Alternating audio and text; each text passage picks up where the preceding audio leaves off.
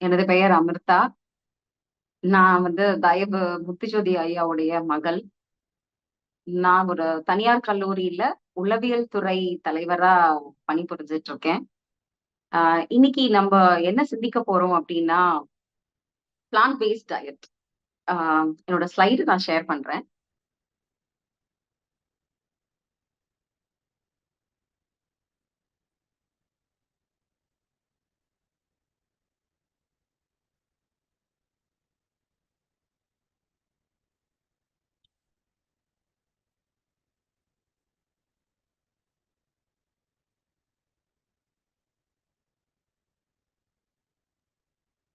என்னோட ஸ்லைட்ஸ் தெரியுதுங்களா? தெரியுதுக்கா. Okay. So இன்னைக்கு நம்ம சிந்திக்க போற தலைப்பு பிளான் பேஸ்ட் டயட். தாவரத்துல இருந்து கிடைக்கக்கூடிய உணவு, தாவர உணவு முறை. அதை பத்தி தான் நம்ம சிந்திக்க போறோம். ஏன் எனக்கு இதுல ரொம்ப இன்ட்ரெஸ்ட் வந்துச்சு அப்படின்னா, ஃபர்ஸ்ட் காரணம் என்னுடைய பேசிக் டிகிரி வந்து நியூட்ரிஷன் அண்ட் டயட்டெடிக்ஸ். நியூட்ரிஷன் டயட்டெடிக்ஸ்ல தான் என்னுடைய பேசிக் டிகிரி. அதுக்கப்புறம் ஒரு டிப்ளமோ பண்ணேன் நியூட்ரிஷன் டயட்டெடிக்ஸ்ல. ஸோ அதனால நம்ம உணவு முறை எப்படி நம்ம சாப்பிடுற உணவு நமக்கு ஏத்ததா இருக்கா? எது நல்ல உணவு? எது நிறைய சாப்பிடலாம்? எது பாதகமான உணவு? அப்படியெல்லாம் நிறைய ரிசர்ச் பண்ணிட்டே இருக்கிறதுனால எப்போதுமே அந்த ஒரு உந்துதல் இருந்துட்டே இருந்தது. 2வது காரணம் எனக்கு நீரிழிவு நோய் ரொம்ப நாளா இருந்துட்டு இருந்தது. அதனால அதை எப்படி சரி செய்யலாம் அப்படின்ற ரிசர்ச் பண்ணும்போது தான் இந்த பிளான் பேஸ்ட் டயட் பத்தி எனக்கு தெரிய வந்தது. இதை நான் ஒரு வருஷமா கடைபிடிச்சிட்டு இருக்கேன்.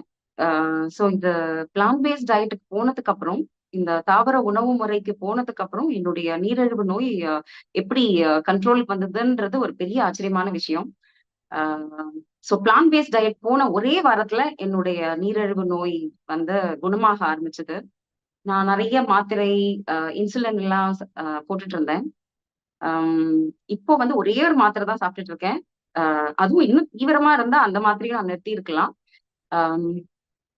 இன்சுலின் அறவே நிறுத்திட்டேன். அதுவும் ஒரே வாரத்திலேயே அந்த இன்சுலின் எல்லாம் ஸ்டாப் பண்ணிட்டேன். அந்த அளவுக்கு எனக்குள்ள அந்த மாறுதல் தெரிஞ்சது இந்த பிளான் பேஸ்ட் உணவு சாப்பிட ஆரம்பிச்சதுக்கு அப்புறம். ஸோ அதனால இதோடைய பெனிஃபிட்ஸ் பாத்தீங்கன்னா அவ்வளோ நிறைய இருக்கு. ஸோ நம்ம அதை இந்த வரப்போற ஸ்லைட்ஸ்ல நம்ம அதை பத்தி சிந்திக்கலாம். ஸோ பிளான் பேஸ்ட் டயட் அப்படின்னா என்ன? ஸோ தாவரங்கள்ல இருந்து கிடைக்கக்கூடிய உணவை தான் நம்ம பிளான் பேஸ்ட் டயட்னு சொல்றோம். அப்போ இதுல இந்த அனிமல்ஸ்ல இருந்து கிடைக்கக்கூடிய உணவை நம்ம தவிர்க்கிறது நல்லது. சோ நம்ம சைவமா இருக்கலாம்.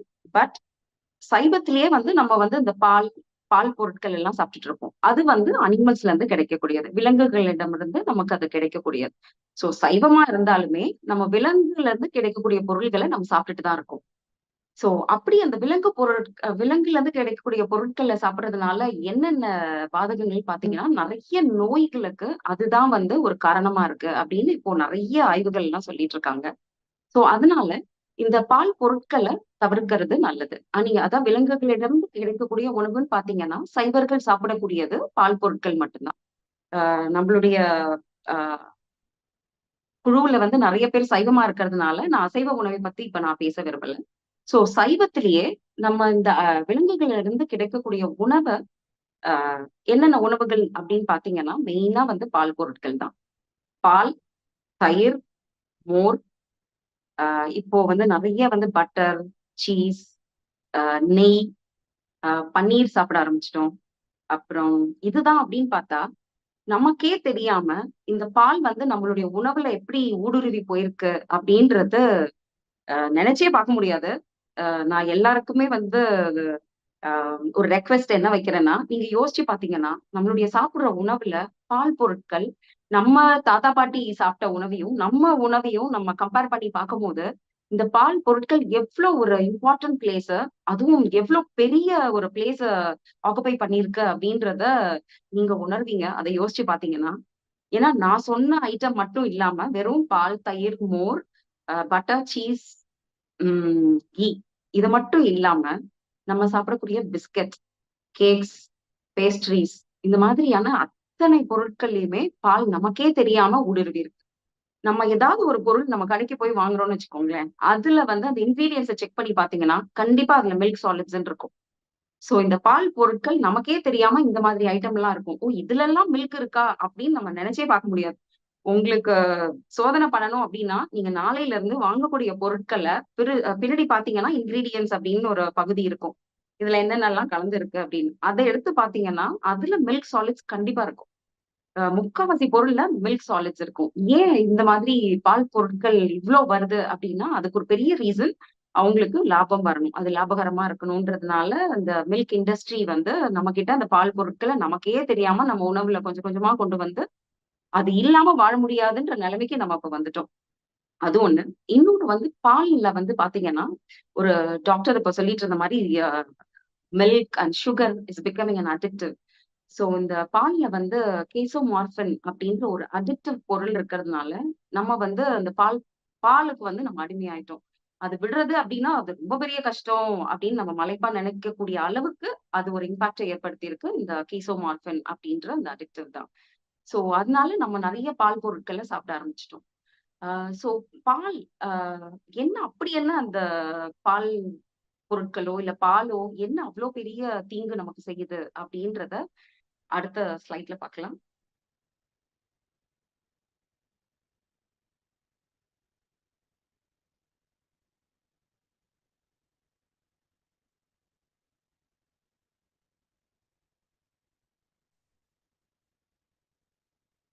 நெக்ஸ்ட் ஸ்லைட் தெரியுதுங்களாயா? இல்லக்கா இன்னும் வரல.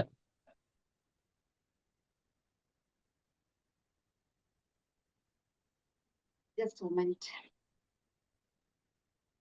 என்ன ஸ்டாப் பண்ணி ஷேர் பண்ணுங்கக்கா.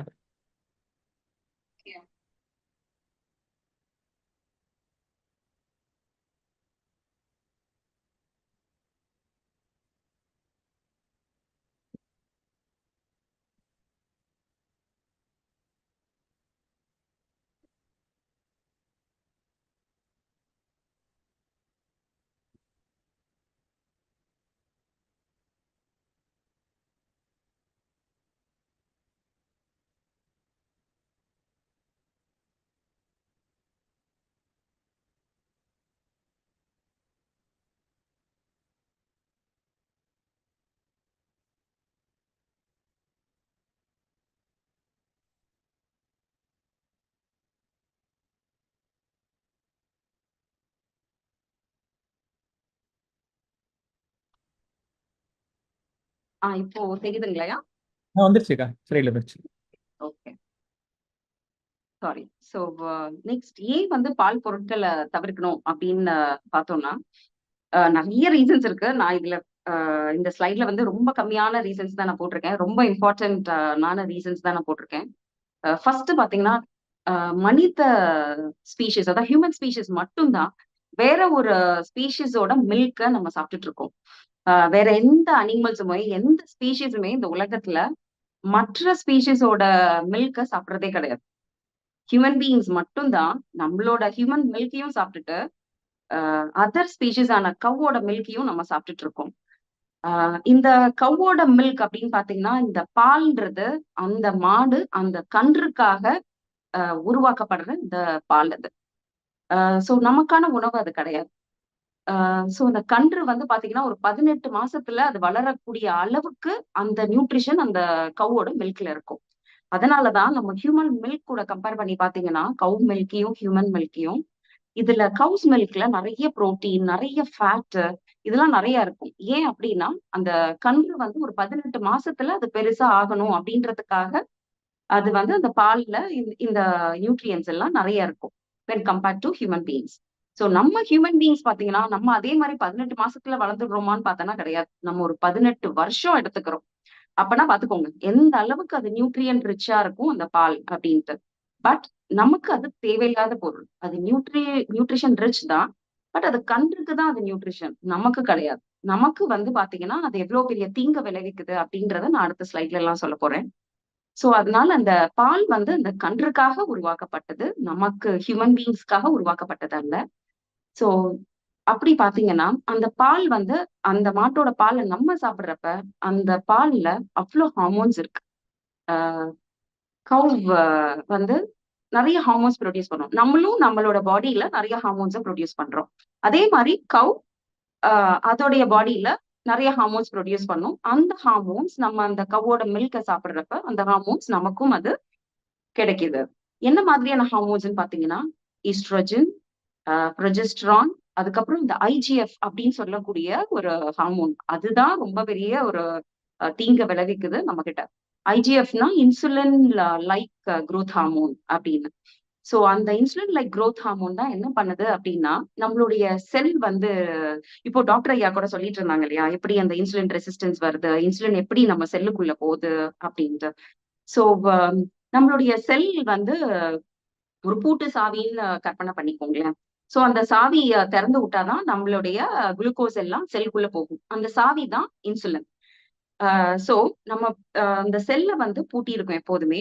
இந்த இன்சுலின் போய் அது மேல உட்கார்ந்து அந்த பூட்டுல அந்த சாவியை திறந்தாதான் நம்ம பிளட்ல இருக்கக்கூடிய குளுக்கோஸ் எல்லாம் உள்ள செல்லுக்குள்ள போய் அது அடுத்தது மெட்டபாலிசம் ஆகும். சோ இந்த பூட்ல சாவி போட்டு திறந்தா குளுக்கோஸ் உள்ள போகும். சோ இந்த ஐஜிஎஃப் அப்படின்ற அந்த ஃபேக்டர் என்ன செய்யும், அந்த மாட்டு பால்ல இருக்க அந்த ஐஜிஎஃப் ஃபேக்டர்ஸ் என்ன செய்யும் அப்படின்னா போயிட்டு இந்த பூட்டு மேல போய் உட்கார்ந்துக்கும். கற்பனை பண்ணிக்கோங்களேன், ஒரு பூட்டை வந்து நம்ம சுவிங்கம் வச்சு மூடிட்டோம்னு வச்சுக்கோங்களேன், இல்ல ஒரு பேப்பரோ ஏதோ வச்சு அந்த பூட்டை மூடிட்டோம். அந்த ஹோல் வந்து அடைஞ்சு போயிடுது, அந்த பூட்டுல இருக்க ஹோல் அடைஞ்சு போயிடும். அப்படி இருக்கிறப்ப நம்ம சாவி போட்டு அதுல திறக்கவே முடியாது இல்லைங்களா? சோ அதனால இந்த ஐஜிஎஃப் என்ன பண்ணும், போய் பூட்டுல இருக்க அந்த ஹோல்ல போய் போய் அப்படியே உட்காந்து. அதனால இன்சுலின் போய் பூட்டை திறக்க ட்ரை பண்ணும், ஆனா திறக்க முடியாது. ஏன்னா இந்த ஐஜிஎஃப் அப்படின்ற அந்த ஃபேக்டர் போயிட்டு இந்த பூட்ல உட்கார்றதுனால, அந்த செல்ல உட்கார்றதுனால இன்சுலினால திறக்க முடியல. அதனால பிளட்ல வந்து நிறைய சுகர் ஏறிட்டே போகுது. அதனாலதான் அந்த நிலைமையை தான் நம்ம வந்து டயபெட்டிஸ்ன்னு சொல்றோம். சோ டயபெட்டிஸ் ஏன் வருது அப்படின்னா மெயினா இந்த பால்ல இருக்க ஐஜிஎஃப்ன்ற ஃபேக்டர். சோ அது நிறைய இருக்கு இந்த பால்ல. சோ இந்த மாதிரி நிறைய ஹார்மோன்ஸ் வந்து பால்ல இருக்கிறதுனால சோ அதெல்லாம் நமக்கு தேவையில்லை. ஏன்னா நம்ம உடம்பே நம்ம ஹார்மோன்ஸ் ப்ரொடியூஸ் பண்ணும். நமக்கு என்ன தேவையோ அதை நம்ம உடம்பே ப்ரொடியூஸ் பண்ணும் போது தேவையில்லாத இந்த ஹார்மோன்ஸ் அந்த பால் மூலியமா நமக்கு கிடைக்கிறது. சோ அதுதான் மெயின் ரீசன். அதனாலதான் பாத்தீங்கன்னா இப்போ வந்து ஃபியூ இயர்ஸ்க்கு முன்னாடி நம்ம பால் பொருட்கள் அவ்வளவா நம்ம சாப்பிடாத அந்த காலகட்டத்தையும் இப்போ இருக்க காலகட்டத்தையும் நீங்க கம்பேர் பண்ணி பாத்தீங்கன்னா டிசீஸ் என்னென்னலாம் ஜாஸ்தியா இருக்கு அப்படின்னு பாத்தீங்கன்னா இந்த ஹார்மோன் ரிலேட்டட் டிசீஸ் நிறைய ஜாஸ்தியா இருக்கும். மெயினா டயபெட்டிஸ், ஏன்னா அதுவும் ஒரு ஹார்மோன் ரிலேட்டடான டிசீஸ். அதுக்கப்புறம் ஹார்ட் டிசீஸ், அதுக்கப்புறம் கேன்சர் கூட நிறைய அந்த ஹார்மோன் ப்ராப்ளத்தினால வருது. அதுக்கப்புறம் டாக்டர் கூட சொல்லிட்டு இருந்தாங்க இல்லையா, தைராய்டு ஹார்மோன்ஸ் அண்ட் அதுக்கப்புறம் இந்த ஃபர்டிலிட்டி ரிலேட்டட் பிசிஓடி ப்ராப்ளம், இது எல்லாமே இந்த ஹார்மோன்ஸ்னால வரக்கூடியதுதான். சோ நம்ம இந்த சிக்கன் மட்டன் அந்த மாதிரி சாப்பிட்டாதான் அதுல இருக்க ஹார்மோன்ஸ் தான் நம்மள அஃபெக்ட் ஆகும் அப்படின்னு இல்ல. ஆக்சுவலா நீங்க கம்பேர் பண்ணி பாத்தீங்கன்னா நான் வெஜிடேரியன்ஸ்க்கு வரக்கூடிய அதே டிசீஸ் தான் வெஜிடேரியன்ஸ்க்கும் வருது. அவங்களுக்கும் ஹார்ட் அட்டாக் வருது, அவங்களுக்கும் பிபி வருது, சுகர் வருது. வெஜிடேரியன்ஸுக்கும் அதே தானே வருது. அப்ப எந்த அளவுக்கு பால் பொருட்கள் அந்த அசைவ உணவுக்கு எவ்வளவு ஈக்குவலா இருக்குன்னு பாருங்க. சோ இதுவும் அதே வகையான நோய்களை தான் உருவாக்குது, இதுவும் அதே வகையான நோய்களை தான் உருவாக்குது. அப்படின்றப்ப அந்த பால் பொருட்கள் எவ்வளவு கெடுதி அப்படின்றது நமக்கு புரிய வரும். சோ ஃபர்ஸ்ட் வந்து ஹார்மோன்ஸ் இருக்கு. அடுத்தது வந்து pus cells. So pus cells வந்து அந்த பால்ல இருக்கு. எப்படி இந்த பஸ் செல்ஸ் உருவாகுது அப்படின்னு பாத்தீங்கன்னா மெயின் ரீசன் வந்து முதல்ல எல்லாம் வந்து மாடு வந்து ஆள் வச்சு கறப்போம், இல்ல நம்மளே வந்து கறந்துப்போம் அந்த மடியில இருந்து.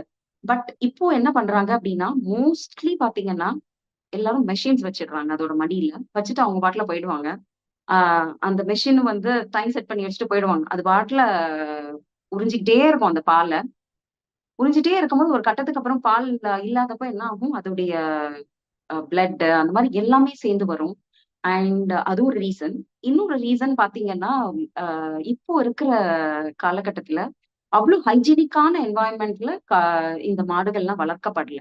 சோ அதனால நிறைய பாக்டீரியாஸ் அந்த மாதிரியான பாக்டீரியா ஏற்படுத்துறதுனால நிறைய நோய்கள் வருது. அதனாலயும் அந்த பஸ் வந்து அந்த பால்ல கலக்கப்படுது. இந்த பஸ் எல்லாம் எவ்வளவு இருக்கு, எவ்வளவு இருக்கணும் அப்படின்ற அளவு முறை இருக்கு. சோ ஒரு கண்ட்ரியும் இந்த ஸ்லைட பார்த்தா தெரியும் உங்களுக்கு எவ்வளவு வந்து அலோவ் பண்றாங்க. 1 லிட்டர் பால்ல இந்த 750 மில்லியன்ஸ் ஆஃப் பஸ் செல்ஸ் பாத்துக்கோங்க, 750 millions of pus cells allow பண்றாங்க யூஎஸ்ல. ஈரோப்ல 400 மில்லியன் பஸ் செல்கள் இருக்கலாம். 1 லிட்டர் பால்ல 400 மில்லியன் பஸ் செல்ஸ் இருக்கலாம் அப்படின்னு சொல்றாங்க. ஆஸ்திரேலியால லிமிட் இல்ல, because they are not concern that much.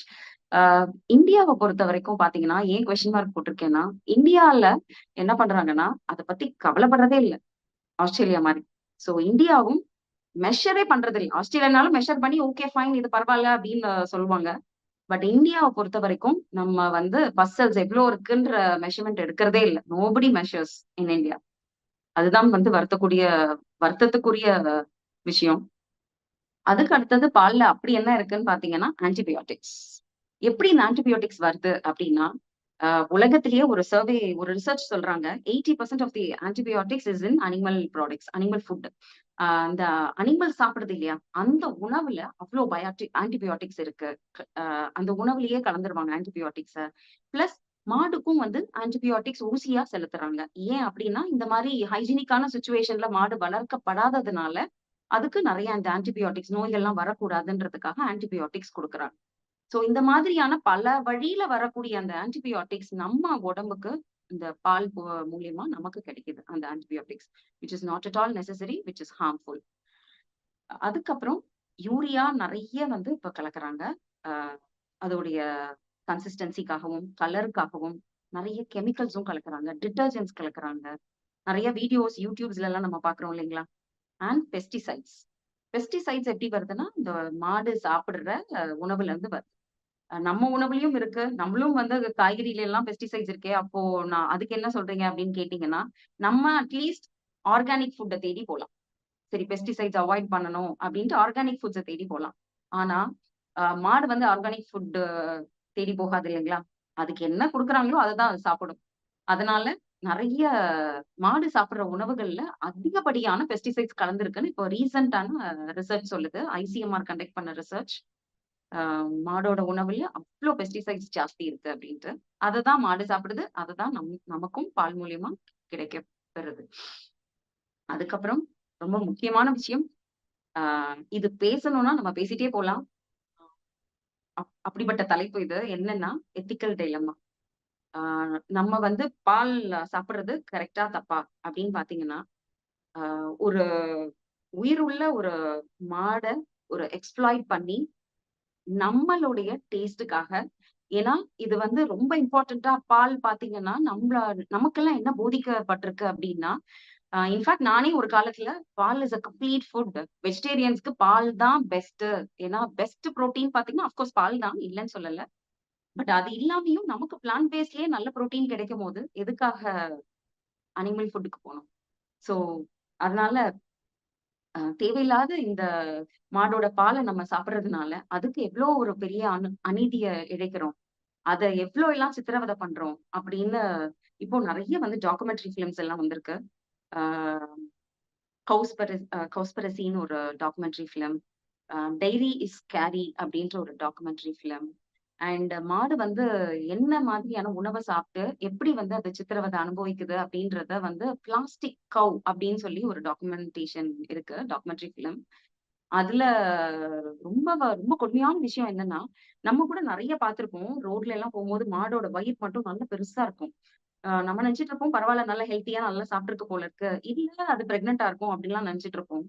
ஆனா என்ன ஒரு கவலைக்குரிய விஷயம் என்னன்னா, அந்த மாடு ரோட்ல இருக்கிற ஏன்னா அவ்வளவா வந்து நமக்கு அது யாரும் மாடுக்கு உணவு அவ்வளவா தர்றதில்ல. என்னோட தாத்தா பாட்டி எல்லாம் சொல்லி நான் கேள்விப்பட்டிருக்கேன். நானே பார்த்திருக்கேன் என் தாத்தா பாட்டி வீட்ல. அதுக்கு புண்ணாக்கு, பருத்தி கொட்டை எல்லாம் அரைப்பாங்க உட்கார்ந்துட்டு. அரைச்சு அதுக்கு அதெல்லாம் போடுவாங்க. அந்த மாதிரியான உணவெல்லாம் குடுத்துட்டு இருந்தாங்க. பட் இப்போ வந்து எல்லாம் அந்த கெமிக்கல், ஆன்டிபயோட்டிக்ஸ் உணவ தான் குடுக்குறோம். அதையும் கொஞ்சமா தான் குடுக்குறோம். மாட வந்து ரோட்ல அலைய விட்டுர்றாங்க. அது வந்து ரோட்ல கிடைக்கக்கூடிய அந்த பிளாஸ்டிக்ஸையும் சாப்பிட ஆரம்பிச்சிடுது. சோ அது சாப்பிட்டு சாப்பிட்டு அதோட வயித்துல அதால செரிக்க முடியாததுன்றதுனால, அதுக்கு ஒரு அந்த வயித்திலேயே ஒரு ஒரு தனி அறையில அது அப்படியே அந்த பிளாஸ்டிக் வந்து கலெக்ட் ஆக ஆரம்பிச்சிடுது. சோ இந்த பிளாஸ்டிக் கவ் அப்படின்ற அந்த டாக்குமெண்டரி ஃபிலிம்ல அத சர்ஜரி பண்ணி காமிப்பாங்க. எப்படி அந்த பிளாஸ்டிக்ஸ் எல்லாம் எடுக்குறாங்கன்னு. ஒரு மாடோட வந்து ஒரு மாடு வயித்துல இருந்து 80 கிலோ பிளாஸ்டிக்க எடுக்குறாங்க. அந்த டாக்குமெண்டரி ஃபிலிம பார்த்தீங்கன்னா தெரியும். எவ்ளோ கொடுமையான விஷயம். அந்த 80 கிலோவையும் அந்த மாடு தாங்கிட்டு, அது தூக்கிட்டு, அது நடக்கும்போது அந்த பிளாஸ்டிக்கோட தான் நடந்து போயிட்டு இருக்கு. அதுக்கும் வேற வழி இல்லாம ஏதோ ஒண்ணு சாப்பிடணுமே, வயிறு அடையணுமேன்ட்டு அத சாப்பிட்டுட்டு இருக்கு. சோ அந்த மாதிரியான கொடுமை அந்த மாடு அனுபவிக்குது. அதுக்கப்புறம் மாடு பால் உருவாக்கப்படுறதே வந்து ஏன் அது ஆ உருவாகுது அப்டின்னா, அந்த குழந்தைக்கு குடுக்கறதுக்காக தான். அதையும் நம்ம அந்த குழந்தைக்கு குடுக்காம, அதாவது கன்றுக்கு குடுக்காம, கன்றுக்கு சும்மா ஒரு 2 நிமிஷம் குடுத்துட்டு அத இழுத்துட்டு, நம்ம தான் அத கறந்து நம்ம சாப்பிட்டுட்டு இருக்கோம். ஸோ நம்மளுடைய சுவைக்காக, நம்மளுடைய டேபிள்ல அந்த பால் இருக்கணும், அந்த பால் சுவைக்காக, ஒரு குழந்தைக்கு கிடைக்கக்கூடிய அந்த உணவ நம்ம வந்து தட்டி பறிக்கிறோம் அப்டின்ற உணர்வு நமக்கு இருக்கணும். அதுக்கப்புறம் அ பல கொடுமைகள் நடக்குது. நான் 1, 2 விஷயத்த நான் சொல்றேன். ஆ என்ன பண்றாங்க இண்டஸ்ட்ரியில, டைரி இண்டஸ்ட்ரியில, அந்த கன்று பொறந்த உடனே ஒரு 6 மாசத்துல அது வந்து மேலா இருந்தா அத கொன்னுடுறாங்க. ஃபீமேலா இருந்தா அது பெருசான உடனே அதுகிட்ட இருந்து மறுபடியும் பால் கறக்கலாம் அப்படின்றதுனால மட்டும் தான் அத வளர்ப்பாங்க. அதுவும் அது வந்து ஹெல்த்தியா இல்ல அப்படின்னா அதையும் கொன்றுவாங்க. 6 மாசத்துல அந்த கன்று கொல்லப்படுது. கன்ற மட்டும் கொல்றது இல்லைங்க. மாடையும் கொன்னுடுறாங்க. ஏன்னா, ஒரு கட்டத்துக்கு மேல பால் வந்து அது நெறைய கிடைக்கல. அவங்க நினைக்கிற அளவுக்கு கிடைக்கல அப்படின்னா கூட அந்த மாடு வந்து கொல்லப்படுது. இது எவ்ளோ பெரிய கொடுமையான விஷயம். உயிரோட இருக்கும்போது கூட, அது எத்தன வகையான சித்திரவதை அனுபவிக்குது அப்படின்றத அந்த டாக்குமெண்டரி ஃபிலிம்ல ரொம்ப அழகா சொல்லியிருப்பாங்க. ஆம் ஒரு ஹெல்த்தியான என்விரான்மென்ட் இருக்காது. பிளஸ் எல்லாத்த விட இன்னொரு ஒரு கொடுமை அதுக்கு என்ன நடக்குது அப்படின்னா, அத கன்று ஈன்ற உடனேயே 2டே மாசத்துல மறுபடியும் அத வந்து ஆ ஆர்டிபிஷியல் இன்செமினேஷன் மூலியமா அ அத வந்து மறுபடியும் வந்து பிரெக்னன்ட் ஆக்கிடுவாங்க அந்த கவ்வ. ஸோ, ஆ அத என்ன சொல்றதுன்னு தெரியல எனக்கு. அ அது ஒரு பெரிய செக்சுவல் எக்ஸ்ப்ளாய்டேஷன் தானே! அத நான் அந்த பாயிண்ட்டும் நம்ம யோசிச்சு பார்க்கணும். ஸோ அதோடைய சம்மந்தம் இல்லாம ஒரு ஊசி மூலியமா அந்த உயிரணுக்கள் அனுப்பப்பட்டு, அது வந்து ஒரு ஆர்டிபிஷியலா இன்செமினேட் பண்றதுன்றது எவ்ளோ கொடுமையான விஷயம். அந்த ஊசி செலுத்தம்போது அந்த மாடு எவ்ளோ துடிக்கும் அப்டின்றத அந்த படத்துல பார்க்கலாம். ஐ திங்க் இதுக்கு மேல போதும்னு நெனைக்கிறேன். ஸோ இதுவும் ஒரு ரீசன். இது எல்லா ரீசனால தான் இன்ஃபாக்ட் நெறைய இருக்குன்னு நான் சொன்னேன். நான் ஒரு சில ரீசன் தான் நான் இங்க போட்டிருக்கேன். இந்த ரீசனால தான் இந்த பால் பொருட்கள தவிர்க்கணும்னு சொல்றேன். ஆம் இது வந்து இயற்கையே வந்து பார்த்தீங்கன்னா, பால் நமக்கு உகந்ததில்ல அப்டின்றத அழகா இந்த ஸ்லைட்ல அ எடுத்து சொல்லியிருக்காங்க. 70% நம்ம அந்த குளோபல் பாப்புலேஷன் இந்த உலகத்துல எடுத்துக்கிட்டோம்னா, 70 பேருக்கு ஐ மீன் 70% பேருக்கு இந்த லாக்டோஸ் அந்த பால்ல இருந்து கிடைக்கக்கூடிய அந்த கார்போஹைட்ரேட் தான் நம்ம லாக்டோஸ்ன்னு சொல்றோம். அந்த சுகர தான் லாக்டோஸ்ன்னு சொல்றோம். அந்த லாக்டோஸ செரிக்கக்கூடிய என்சைம் நம்ம பாடியில கிடையவே கிடையாது. சோ அதனால தான் 70% of the population has lactose intolerance அப்படின்ற அந்த டிஸார்டர் இருக்கு. லாக்டோஸ செரிக்கக்கூடிய அந்த நொதி பொருட்கள்னு சொல்லுவாங்கன்னு நெனைக்கிறேன் என்சைம். அந்த என்சைம் இல்லாததுனால அவங்களுக்கு அது அலர்ஜியா இருக்கும். ஆ சோ அதனால தான் அந்த லாக்டோஸ் இன்டாலரன்ஸ் பார்த்தீங்கன்னா 70% ஆஃப் த பாப்புலேஷனுக்கு இருக்கு. அப்டின்னா இதுல இருந்தே நமக்கு தெரியுது, பால் நமக்குரிய உணவு கிடையாதுன்னு. அண்ட் இன்னொரு கொடுமையான விஷயம், உங்க எல்லாருக்கே தெரியும். நம்ம இந்தியா வந்து டயபெட்டிஸ் கேப்பிட்டலா இருக்கு. இந்த ஹோல் வேர்ல்டுல. ஏன் இந்தியால மட்டும் டயபெட்டிஸ் அதிகம் அப்டின்னு ரிசர்ச் பண்றப்ப, இந்த லெஃப்ட் ஹேண்ட் சைடையும், ரைட் ஹேண்ட் சைடையும் நீங்க கோரிலேட் பண்ணீங்கன்னா, உங்களுக்கே ரீசன் தெரியும். ஏன் வந்து இந்தியா டயபெட்டிஸோட கேப்பிட்டலா இருக்குன்னு.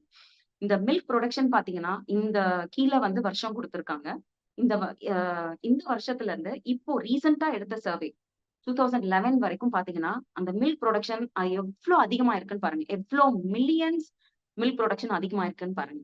அதே மாதிரி டயபெட்டிஸோட அ எண்ணிக்கையும் குடுத்திருக்காங்க பாருங்க. எவ்ளோ வந்து டயபெட்டிஸ் நீரிழிவு நோயாளிகள் எவ்ளோ இன்கிரீஸ் ஆயிருக்காங்கன்னு. சோ பால் பொருட்கள் அதிகமாக, அதிகமாக டயபெட்டிஸும் இன்கிரீஸ் ஆயிருக்கு இந்தியால. சோ இத விட ஒரு அருமையான ஒரு ஸ்லைட் ஐ திங்க் கிடைக்காதுன்னு நெனைக்கிறேன். So India ranks first in global milk production. பால் பொருட்கள்ல ஃபர்ஸ்ட் யார் நல்ல லீடிங் புரொடக்ஷன்ல இருக்கான்னு பார்த்தீங்கன்னா, இந்தியா தான். சோ டயபெட்டிஸ்ல அ எந்த நாட்ல வந்து டயபெட்டிஸ் அதிகம்னு பார்த்தீங்கன்னா, அது இந்தியா தான். சோ இதுவே ஒரு இதனால தான் பால் பொருட்கள சாப்பிடுறதுனால தான் டயபெட்டிஸ் அதிகமாகுதுன்னு. நான் சொன்ன மாதிரி நான் அத வந்து என்னோட எக்ஸ்பீரியன்ஸ்ல நான் பார்த்தேன் அத. பிகாஸ் பால் பொருட்கள மட்டும் நிறுத்துனேன்னா, நிறுத்தி ஒரே வாரத்துல நான் இன்சுலின ஸ்டாப் பண்ணேன். நியர்லி ஒரு 15 இயர்ஸ் வந்து நான் வந்து என்னென்னமோ ட்ரை பண்ணேன். நான் வந்து எடுக்காத டிஃபரண்ட் கைண்ட்ஸ் ஆஃப் மெடிசின்ஸ் இல்ல. லைக் ஹெர்பல் மெடிசின்ஸ்லாம் எடுத்தேன். சித்தா எடுத்தேன். அதுக்கப்புறம் என்னோட சுகர் வந்து அதிகமாயிட்டே தான் இருந்தது. என்னுடைய மாத்திரை அளவும், என்னுடைய இன்சுலின் அளவும் அதிகமாயிட்டே தான் இருந்தது. இவ்ளோ அதிகமா சாப்பிட்டுமே என்னோட சுகர் கண்ட்ரோல் இல்லாம இருந்துச்சு. சோ அப்போ இருக்கிறப்ப தான் இந்த பிளான்ட் பேஸ்ட் டயட் சரி ட்ரை பண்ணுவோமேன்னு ட்ரை பண்ணதுக்கு அப்புறம் தான், ஒரே வாரத்துல நான் இன்சுலின ஸ்டாப் பண்ணேன். அதுக்கப்புறம் என்னோட சுகரும் கண்ட்ரோல் ஆச்சு. மாத்திரையும் படிப்படியா குறைஞ்சுட்டே வருது. இப்போ மினிமல் டோசேஜ் ஆஃப் மாத்திரை தான் எடுத்துட்டு இருக்கேன். இன்ஃபாக்ட் இன்னும் நான் இத தீவிரமா கடைபிடிச்சிருந்தேன்னா, நான் இன்ஃபாக்ட் இந்த காலகட்டத்தில நான் எப்பயோ அந்த மாத்திரையும் நிறுத்தியிருக்கலாம். ஒரு சில காரணம்னால என்னால ப்ராப்பரா அத ஃபாலோ பண்ண முடியாததுனால, ஸ்டில் அந்த ஒரு மினிமம் டோசேஜ் ஆஃப் மாத்திரை எடுத்துட்டு இருக்கேன். இத நான் ப்ராப்பரா டாக்டரோட அட்வைஸோட அ இந்த முறைய நான் கடைபிடிச்சுட்டு இருக்கேன். And every a week 2 times நான் சுகர் செக் பண்ணிட்டு இருக்கேன். சுகர் நல்ல கண்ட்ரோல்ல இருக்கு. அ ஸோ ஐ திங்க் இத விட ஒரு லிவிங் எக்ஸாம்பிள் தேவையில்லன்னு நெனைக்கிறேன். ஸோ உங்களுக்கு ஒரு நம்பிக்கை அளிக்கணும்னு தான் நான் என்னுடைய ஸ்டோரிய உங்களுக்கு சொல்லிட்டு இருக்கேன்.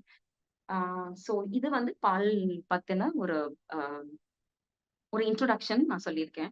ஸோ பிளான்ட் பேஸ்ட் டயட்ல இந்த அ அனிமல் சம்பந்தமான விலங்கு கிட்ட இருந்து கிடைக்கக்கூடிய எந்த பொருட்களையும் சாப்பிடாம இருக்கணும்.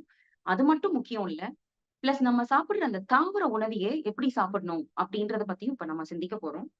ஆம், நம்ம சாப்பிடுற உணவு ஹோல் ஃபுட் முழுமையானதா இருக்கணும். ஹோல் ஃபுட்ன்னு எதெல்லாம் சொல்லலாம்னு பார்த்தீங்கன்னா, இயற்கைக்கு அ க்ளோஸ் டூ நேச்சரா இருக்கணும். இயற்கைக்கு உகந்ததா இருக்கணும். லைக் அ அது நம்ம இயற்கை எப்படி நமக்கு தருதோ அந்த உணவ, அத அப்படியே சாப்பிடுற மாரி இருக்கணும்.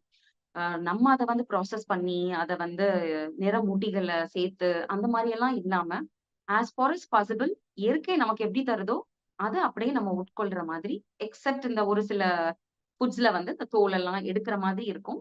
தேவைப்பட்டதுனா மட்டும் அந்த தோல எடுத்துட்டு சாப்பிடுறது பெட்டர். அததான் நம்ம ஹோல் ஃபுட்ன்னு சொல்றோம். அடுத்தது லெஸ் ப்ராசஸ்ட். அதாவது நம்ம அந்த ப்ராசஸே பண்ணாம, ரீஃபைன் பண்ணாம, இப்போ நமக்கு வந்து இயற்கை வந்து நமக்கு கோதுமைய தான் தருது. நம்ம கோதுமைய அப்படியே நம்ம எப்படி சாப்பிடலாம்? அரைச்சு அப்படியே நம்ம எப்படி சாப்பிடலாம்னு தான் பார்க்கணுமே தவிர, அத வந்து ப்ராசஸ் பண்ணி, ரிஃபைன் பண்ணி கிடைக்கக்கூடியது தான் இந்த ரவா, சேமியா, அதோடைய எண்ட் ப்ராடக்ட்ன்னு பார்த்தீங்கன்னா, மைதா. ஏன்னா, அதனால தான் அது வெள்ளையா இருக்கு. எப்படி வந்து கோதுமை ஐ மீன் ப்ரவுனா இருக்கும். ஏன்னா, அதுல தான் அந்த ஃபைபர் நெறைய இருக்கு. அதனால தான் அது ப்ரவுனா இருக்கு. அத ப்ராசஸ் பண்ண ரீஃபைன்ட் ப்ராடக்ட்டா நமக்கு இந்த மைதா கிடைக்குது. மைதா வந்து அதனால தான் வெள்ளையா இருக்கும்.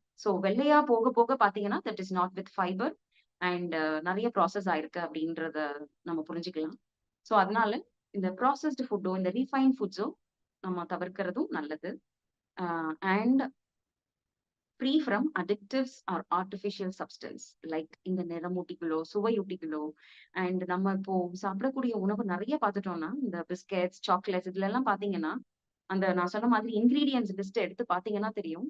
ஆ நம்ம எவ்வளோக்கு எவ்வளோ கெமிக்கல நம்ம உள்ள சாப்பிட்டுட்டு இருக்கோம் அப்டின்ட்டு. பாதாம் பிஸ்கெட்ன்னு போட்டிருப்பாங்க. பாதாம் பார்த்தீங்கன்னா 0.002% இருக்கும். இந்த கெமிக்கல்ஸ், சுகர், சால்ட் இதெல்லாம் தான் நெறைய இடத்த ஆக்குபை பண்ணியிருக்கோம். அண்ட் ரீஃபைண்ட் ப்ராடக்ட்டான மைதா. ஆ ஃபர்ஸ்ட் என்ன நீங்க அந்த இன்கிரீடியன்ட்ஸ் லிஸ்ட்ட எடுத்து பார்த்தீங்கன்னா, ஃபர்ஸ்ட் எது இருக்கோ அதுதான் அதிகமா இருக்குன்னு அர்த்தம். நீங்க ஒரு பிஸ்கட் பாக்கெட்ட எடுத்து பார்த்தீங்கன்னா, ஃபர்ஸ்ட் வந்து மைதா இருக்கும். அடுத்தது சுகர் இருக்கும். இது 2 தான் அதிகமா இருக்கு. ஆ பட்டர் இருக்கும். அதுக்கப்புறம் மில்க் சாலிட்ஸ் இந்த மாதிரியான பொருட்கள் இருக்கும். இத தவிர நான் சொன்ன மாதிரி இந்த ஆர்டிபிஷியல் சப்ஸ்டன்ஸ், கெமிக்கல்ஸ் பார்த்தீங்கன்னா, ஆசிட் எமல்சிஃபையர்ன்னு போட்டிருப்பாங்க. அதுக்கப்புறம் E01, E1 அந்த மாதிரியான கெமிக்கல்ஸ், பிரிசர்வேட்டிவ்ஸ் இதெல்லாம் இருக்கும் நம்மளுடைய சாப்பிடக்கூடிய உணவுல. ஸோ அ இதெல்லாம் இருக்கக்கூடிய உணவ தவிர்க்கிறது நல்லது. சுகர், சால்ட்ன்னு போட்டிருக்கேன். அதிகமான சுகர், அதிகமான சால்ட் இது 2ம் தேவையில்லாதது தான் நமக்கு. ஆ இதெல்லாம் எந்த உணவுல ஜாஸ்தி இருக்கும்? இப்போ சிப்ஸ் எல்லாம் வருது இல்லைங்களா? அந்த சிப்ஸ்ல பார்த்தீங்கன்னா, அதிகப்படியான சால்ட். சால்ட்டும் வந்து நம்மளுடைய சுவைய தூண்டுறதுனால, நம்ம அத அதிகமா சாப்பிடணும் அப்படின்னு நமக்கு அது தோணுது. அதனால எந்த உணவுல அதிகமான சர்க்கரையோ, ஆ உப்போ, இந்த மாரியான பிரிசர்வேட்டிவ்ஸ், நிறமூட்டிகள், செயற்கையான அந்த ஃப்ளேவர் குடுக்கக்கூடிய பொருட்கள் எதுலெல்லாம் ஜாஸ்தி இருக்கோ, அது எல்லாத்தையும் தவிர்த்துட்டு, இயற்கை எப்படி நமக்கு குடுக்குதோ, அதே மாதிரி அம் தாவர உணவா இருந்தா கூட, இந்த மாதிரியான கண்டிஷன்ல நம்ம அந்த தாவர உணவ சாப்பிடுறது நல்லது. இந்த பிக்சர் பாருங்களேன். நமக்கு தாவர உணவு எவ்ளோ இயற்கை குடுத்த கொடை அப்படின்றத இந்த பிக்சர் பார்த்தா தெரியும் நமக்கு. என்ன ஒரு கலர்ஃபுல்லான பிக்சர் பாருங்க. என்ன ஒரு கலர்ஃபுல்லான உணவ நமக்கு தருது. பச்சை, மஞ்சள், ஆ ஆரஞ்ச், ஊதா, சிகப்பு இந்த மாதிரி பல கலர் உள்ள காய்கறிகளும், பழங்களையும் நமக்கு இயற்கை நமக்கு குடுத்திருக்கு. இதுல ஒரு பெரிய அட்வான்டேஜ் என்னன்னா, இந்த ஃப்ரூட்ஸ் அண்ட் வெஜிடபிள்ஸ்ல ஃபைட்டோ கெமிக்கல்ஸ், ஃபைட்டோ நியூட்ரியன்ட்ன்னு சொல்லுவோம். Phyto means colour. ஸோ எதெல்லாம் ரொம்ப கலர்ஃபுல்லா இருக்கோ, அந்த மாதிரியான வெஜிடபிள்ஸும், ஃப்ரூட்ஸும் நம்ம நெறைய எடுத்துக்கிறது நல்லது. ஏன்னா ரீசென்ட் ஃபைட்டோ நியூட்ரியன்ட்ஸ் இல்ல ஃபைட்டோ கெமிக்கல்ஸ் அப்படின்றது வந்து ஒரு இயற்கையான ஒரு ரசாயனம் கூட சொல்லலாம் அத. இட் இஸ் அ கெமிக்கல் தான். பட் அது நேச்சுரல் கெமிக்கல். ஸோ இந்த ஃபைட்டோ நியூட்ரியன்ட்ஸ் இல்லன்னா அந்த ஃபைட்டோ கெமிக்கல்ஸ்ன்றது ரொம்ப ரொம்ப நம்ம உடம்புக்கு நல்லது. இப்போ ரீசென்ட் ரிசர்ச் வந்து என்ன சொல்றாங்க அப்படின்னு பார்த்தீங்கன்னா, இந்த கேன்சர், அப்புறம் இந்த கிரானிக் டிசீஸ், இந்த பிபி, சுகர், ஹார்ட் டிசீஸ் இதுக்கெல்லாம் வந்து பார்த்தீங்கன்னா, அந்த oxidants play a very important role அப்படின்னு சொல்லி இந்த ரிசர்ச் எல்லாம் சொல்றாங்க. ஸோ இந்த ஆக்ஸிடென்ட்ஸும், ஃபைட்டோ கெமிக்கல்ஸும் எதுல நெறைய இருக்கு அப்படின்னா, இந்த வகையான கலர்ஃபுல்லான காய்கறி, பழங்கள்லயும் தான் இருக்கு. ஸோ இது வந்து நெறைய நோய்கள் வராம தடுக்குது. பிளஸ் இம்யூனிட்டிய பூஸ்ட் பண்ணுது. கேன்சர் ஒரு சில வகையான கேன்சர்கள் வராம தடுக்குது அப்படின்னு சொல்றாங்க. ஸோ இந்த மாரி அ அ ரிசர்ச் வந்து அ இந்த காய்கறியும், பழங்களையும் அதாவது எஸ்பெஷலி இந்த பைட்டோ கெமிக்கல்ஸ் இருக்கிற காய்கறியும், பழங்களையும் நெறைய எடுத்துக்கணும் அப்படின்றத அ உறுதிப்படுத்தியிருக்காங்க. ஆ மெயினா வந்து இந்த காய்கறி, பழங்கள்ல என்ன இருக்கு அப்படின்னு பார்த்தீங்கன்னா, விட்டமின்ஸ், மினரல்ஸ், ஃபைபர். மெயின் ஆனது ஃபைபர். ஆ ஃபைபர் வந்து அவ்ளோ நெறஞ்சிருக்கு. ஃபைபர் எதுல ரொம்ப இம்பார்ட்டன்ட் அப்படி எதுல நெறைய இருக்குன்னு பார்த்தீங்கன்னா, இந்த காய்கறி, கீரை வகைகள், பழங்கள். இதுல தான் இந்த ஃபைபர் நெறைய இருக்கு. அதனால ஃபைபர் உள்ள உணவா எடுத்துக்கணும். இப்போ வந்து அடுத்த ஸ்லைட்ல நான் சொல்றேன். தானியங்களும் எடுத்துக்கலாம். பட் அத எப்படி சாப்பிடணும்ன்றத அடுத்ததுல சொல்றேன். ஸோ நான் முதல்லயே சொன்ன மாரி phyto nutrients and anti accidents இதெல்லாம் நிறைஞ்ச உணவு தான் இந்த காய்கறிகளும், பழங்களும். ஸோ எதெல்லாம் வந்து ஹோல் ஃபுட் அப்படின்னு சொல்லலாம்னா, ஃப்ரெஷ் ஃப்ரூட்ஸ் அண்ட் வெஜிடபிள்ஸ் அந்த காமிச்ச அந்த படத்துல இருக்கிற மாதிரியான நிறைய ஃப்ரெஷ்ஷான காய்கறியும், பழங்களையும் நம்ம எடுத்துக்கலாம். பிளஸ் ஹோல் கிரெயின்ஸ் அதாவது தானியங்கள்னு சொல்றோம் இல்லைங்களா? ரைஸ், அப்புறம் கோதுமை, கேழ்வரகு, ஆ கம்பு, மில்லட்ஸ், சாமை, திணை, வரகு இந்த மாதிரியான மில்லட்ஸ்.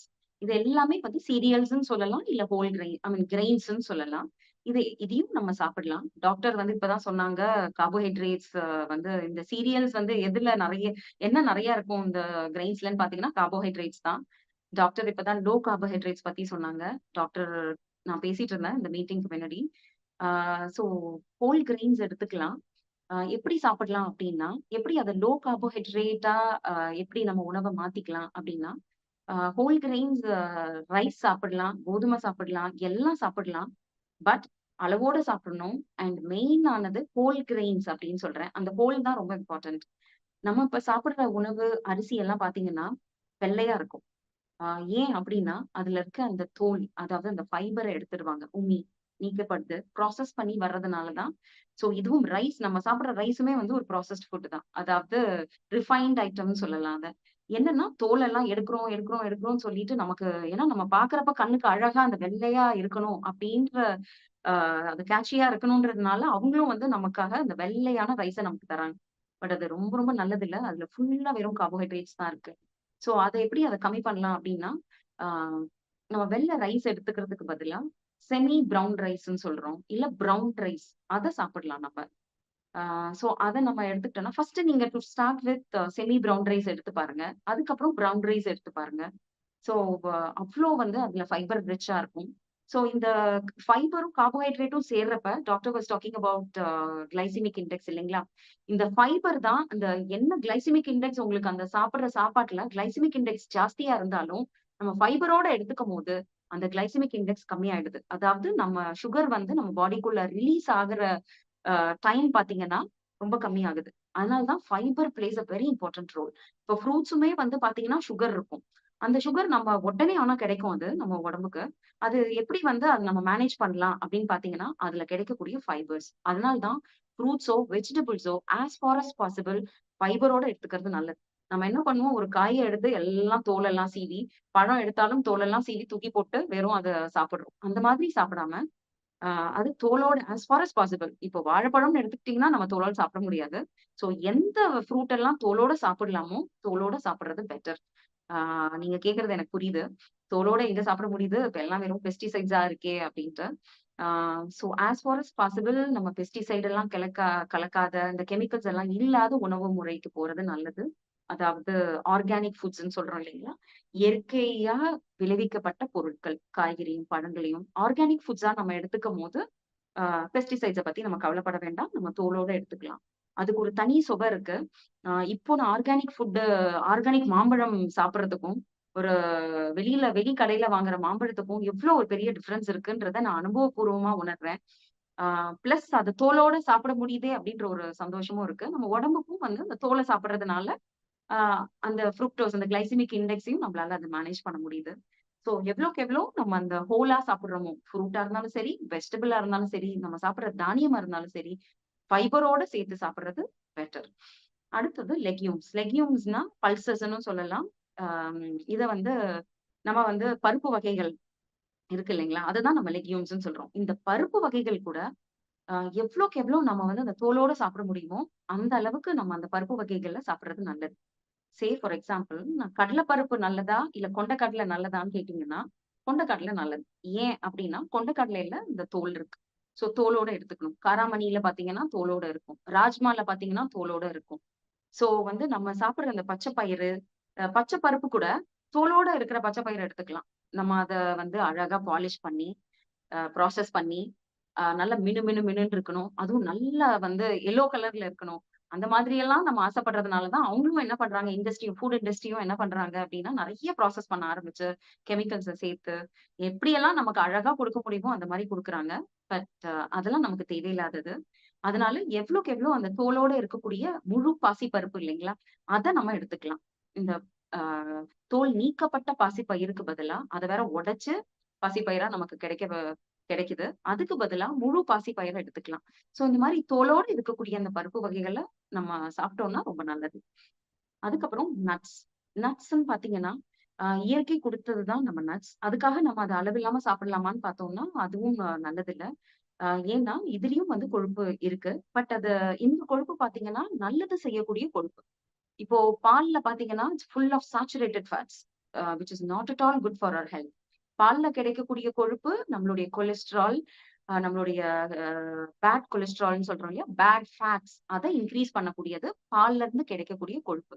அதுவே தாவர உணவுகள்ல இருந்து கிடைக்கக்கூடிய கொழுப்பு பார்த்தீங்கன்னா, குட் ஃபேட்ன்னு சொல்லுவோம். ஆ சோ அதனால தாவரத்துல இருந்து கிடைக்கக்கூடிய ஃபேட்ட நம்ம எடுத்துக்கணும். ஏன்னா நம்ம உடம்புக்கும் வந்து ஃபேட் ரொம்ப அவசியம். ஃபேட்டி ஆசிட்ஸ்ன்னு சொல்லுவோம். எசென்ஷியல் ஃபேட்டி ஆசிட்ஸ்ன்னு சொல்லுவோம். நம்ம பாடியே ஓரளவுக்கு ப்ரொடியூஸ் பண்ணும். சோ அந்த எசென்ஷியல் ஃபேட்டி ஆசிட்ஸ் பார்த்தீங்கன்னா, இந்த நம்ம உணவுகள் மூலியமா நம்ம அத எடுத்துக்கிறது நல்லது. ஏன்னா நம்ம உடம்புக்கும் ஃபேட்டி ஆசிட்ஸ் தேவை. சோ அத எப்படி நம்ம சாப்பிடலாம்னா, இந்த மாரி nuts and seeds.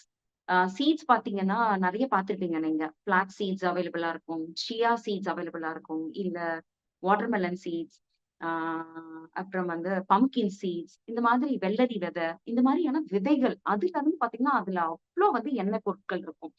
Ground nuts. ஆ கிரவுண்ட் நட்ஸ்ல இருந்து கிரவுண்ட் நட் சாப்பிடலாம். கிரவுண்ட் நட் வந்து நட்டுன்னு சொன்னாலுமே, கிரவுண்ட் நட் வந்து இட் கம்ஸ் அண்டர் லெக்யூம்ஸ். லெக்யூம்ஸ்ல தான் கிரவுண்ட் நட் வருது. சோ அதனால அத நட்ஸ் மாதிரியான யோசிச்சு அளவோட சாப்பிடணும்னு அவசியம் இல்ல. பட் அதே சமயத்துல எந்த உணவா இருந்தாலுமே அளவோட சாப்பிடுறது தான் நல்லது. சோ அதனால நட்ஸ் அண்ட் சீட்ஸ் எடுத்துக்கிறது நல்லது. ஆ எள் எள்ளு இருக்கு இல்லைங்களா? எள்ளு கூட சாப்பிடலாம். எள்ளுல வந்து அவ்ளோ கால்சியம் நெறைய இருக்கு. ஆ நீங்க கேட்கலாம், பால் பொருட்கள தவிர்த்துறணும்னு சொல்லிட்டீங்களே, எப்படி நமக்கு கால்சியம் கிடைக்கும்? எப்படி நமக்கு புரோட்டீன் கிடைக்கும்? அப்படின்னு நீங்க கேட்கலாம். ஆ மாடு வந்து ப்ரொடியூஸ் பண்ணுதுங்களா? புரோட்டீனும், கால்சியமும். மாடு எத சாப்பிடுது? மாடு வந்து புல்ல தான் சாப்பிடுது. புல் is nothing but a plant based diet. So மாடு வந்து பிளான்ட்ட சாப்பிட்டு தான் அது கால்சியம் பால்ல நமக்கு தருது.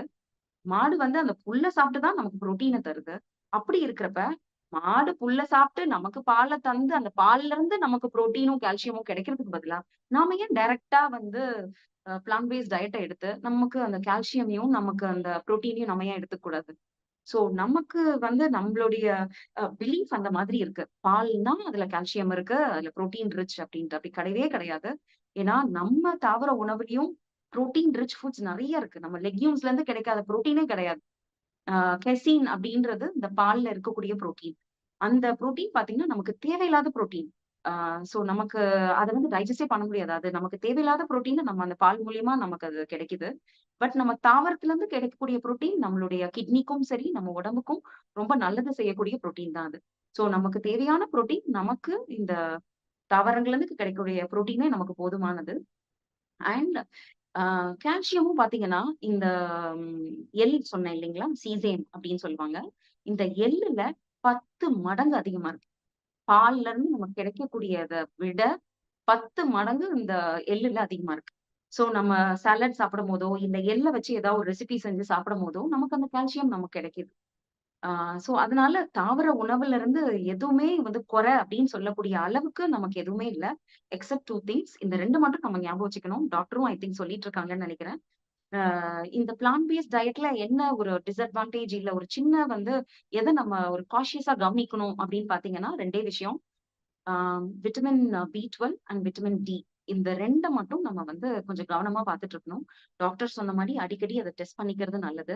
டெஸ்ட் பண்ணிட்டு நார்மலா இருந்தா ப்ராப்ளம் இல்ல. நம்ம பிரச்சனை இல்ல. இந்த மாதிரியான இந்த எல்லா விதமான உணவும் சாப்பிட்டோம்னா எந்த ப்ராப்ளமும் இல்ல. விட்டமின் டியும் சரி, விட்டமின் B12ம் சரி. விட்டமின் டி நெறைய நம்ம வந்து வெளியில போயிட்டு ஒரு வாக்கிங் போனோம்னா ரொம்ப நல்லது. இந்த plant based diet plus exercise இது இருந்ததுன்னா, it gives us overall health. So அதனால எக்சர்சைஸ் போம்போது நம்ம இந்த சூரிய ஒளி படும்படியா நம்ம எக்சர்சைஸ் பண்ணோம்னா, அதுல இருந்தும் விட்டமின் டி நமக்கு கிடைக்க வாய்ப்புகள் இருக்கு. அண்ட் நெறைய அந்த மாரி ஸ்ப்ரவுட்டட் சீட்ஸ் அண்ட் நட்ஸ் சாப்பிடுறதுனா, நமக்கு இந்த விட்டமின் B12ம் ஓரளவுக்கு கிடைக்கும். பட் இருந்தாலும் இந்த 2மே வந்து அனிமல் சோர்ஸ்ல இருந்து நமக்கு கிடைக்கக்கூடியது. அதனால பிளான்ட் பேஸ்ட் டயட் சாப்பிடுறப்ப நம்ம செக் பண்ணிட்டு நம்மளோட லெவல்ஸ் கம்மியா இருந்ததுன்னா, கண்டிப்பா சப்ளிமெண்ட்ஸ் எடுக்கிறது நல்லது. இது டாக்டரோட அட்வைஸோட நம்ம எடுத்துக்கணும். ஏன்னா நம்மளுடைய லெவல் எவ்ளோ இருக்கு, எவ்ளோ சப்ளிமெண்ட்ஸ் எந்த அளவுக்கு நம்ம எடுத்துக்கணும் அப்படின்றத டாக்டரோட அட்வைஸோட நம்ம அந்த சப்ளிமெண்ட்ஸ் எடுத்துக்கலாம். ஸோ இந்த மாரி சப்ளிமெண்ட்ஸ் எடுத்தோம்னா எந்த ப்ராப்ளமும் இல்ல. நட்ஸ் சொல்லும்போது அஃப்கோர்ஸ் ஐ செட் நீங்க எடுத்துக்கலாம். நட்ஸும் நல்லது தான்.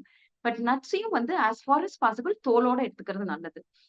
நம்ம இப்போ லெக்யூம்ஸ்ல வரக்கூடிய கிரவுண்ட் நட்ஸையே நம்ம எப்படி சாப்பிடுவோம்னா, தோல எடுத்துட்டு, வறுத்துட்டு, தோலெல்லாம் எடுத்துட்டு வெறும் வெள்ள வெளேர்ன்னு இருக்கிற அந்த வேர்க்கடலைய தான் சாப்பிடுறோம்.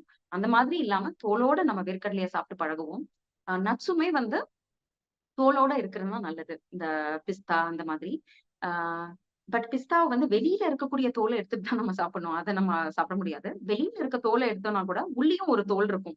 நம்ம அதையுமே எடுத்துட்டு தான் சாப்பிடுவோம். பட் அது இல்லாம அட்லீஸ்ட் அந்த உள்ள இருக்க தோலோட நம்ம சாப்பிடுறதுக்கு பழகிக்கணும். ஸோ நட்ஸுமே வந்து ஓரளவுக்கு அளவோட சாப்பிடுறது நல்லது. ஸோ தாவர உணவா இருந்தா கூட, இந்த மாதிரியான பிரமிட நம்ம ஞாபகம் வச்சுக்கணும். எத நெறைய சாப்பிடலாம் அப்படின்னு பார்த்தோம்னா, காய்கறிகள். லெஃப்ட் சைட் ஃப்ரூட்ஸ் இருக்கும். ரைட் சைட் வெஜிடபிள்ஸ் இருக்கும். ஸோ இந்த ஃப்ரூட்ஸையும், வெஜிடபிள்ஸையும் நெறைய எடுத்துக்கலாம். அண்ட் அதுக்கப்புறம் கம்மியா சாப்பிடுறது அப்படின்னு பார்த்தீங்கன்னா, கிரெயின்ஸ். நான் சொன்ன இந்த சீரியல்ஸ், ஆம் தானியங்கள், அரிசி, கோதுமை, கேழ்வரகு, மில்லட்ஸ் இது எல்லாத்தையும் நம்ம எடுத்துக்கலாம். But when compared to fruits and vegetables அத கொஞ்சம் கம்மியா எடுத்துக்கிறது நல்லது. அதுக்கு அத விட எத கம்மிப்படுத்தணும் அப்படின்னு பார்த்தீங்கன்னா, பல்சஸ், லெக்யூம்ஸ், அ ம் அ பருப்பு வகைகள் சொன்னேன் இல்லையா? அந்த பருப்பு வகைகள் அண்ட் லெஃப்ட் சைட் வந்து லீஃபி வெஜிடபிள்ஸ். ஏன் வந்து கீரைய சொல்றோம் அப்படின்னா, கீரை நல்லது தான். ஃபைபர் ரிச் எடுத்துக்கலாம். பட் சாப்பிடுறீங்க அப்படின்னா, ஒரே கீரைய டெய்லி சாப்பிடாம, இத வந்து மாறி, மாறி எடுத்துக்கணும். இப்போ எனக்கு வந்து கீரை வந்து நெறைய சாப்பிட சொல்லிட்டாங்க. அது ஃபைபர் நெறைய இருக்கு அப்படின்றதுனால, எனக்கு பிடித்தது மொளக்கீரை. அதனால நான் டெய்லி மொளக்கீரை தான் சாப்பிட போறேன் அப்படின்ட்டு டெய்லி சாப்பிடாம, ஒரு நாளைக்கு மொளக்கீரை, ஒரு நாளைக்கு அரைக்கீரை, ஒரு நாளைக்கு பாலக், ஒரு நாளைக்கு முருங்கைக்கீரை, அந்த மாதிரி ரொட்டேட் பண்ணி சாப்பிடுறது நல்லது. ஏன்னா, ஒரு கீரையிலயும் ஒரு விதமான ஆ சப்ஸ்டன்ஸ் இருக்கும். ஃபார் எக்ஸாம்பிள் நம்ம பசலைக்கீரைன்னு எடுத்துக்கிட்டோம்னா, அதுல ஆக்ஸலேட்ஸ் இருக்கும். சோ நம்ம பசலைக்கீரையே டெய்லி சாப்பிட்டோம்னா, ஆக்ஸலேட்ஸ் வந்து நம்ம பாடியில வந்து ஜாஸ்தியாறதுக்கும் சான்சஸ் இருக்கு.